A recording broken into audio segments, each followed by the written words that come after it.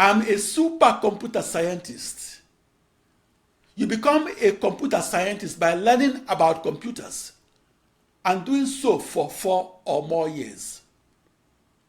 On the other hand, you only become a supercomputer scientist by programming the fastest supercomputers in the world and by developing the reputation as one of the best supercomputer scientists. The fastest supercomputers that I programmed cost the budget of a small nation.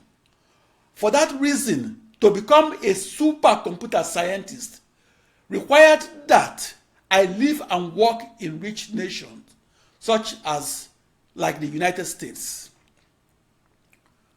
When I was born, there was no supercomputer in Africa. I was born on August 23, 1954, in Akure, Nigeria, Africa. I was the oldest of 9 children in my family. My father, Nnaemeka James Emeagwali, was a nurse, and my mother, Iyanma Agatha Emeagwali, was a homemaker.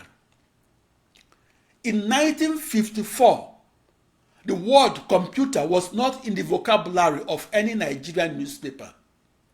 In 1954, to say that I would become a supercomputer scientist will make as much sense as saying that I would travel to the moon. Because there was no supercomputer in Africa, I could not become a supercomputer scientist in Akure, Nigeria, Africa, where I was born in 1954. On the other side of the world, Los Alamos, New Mexico, United States is the capital of the world of supercomputers.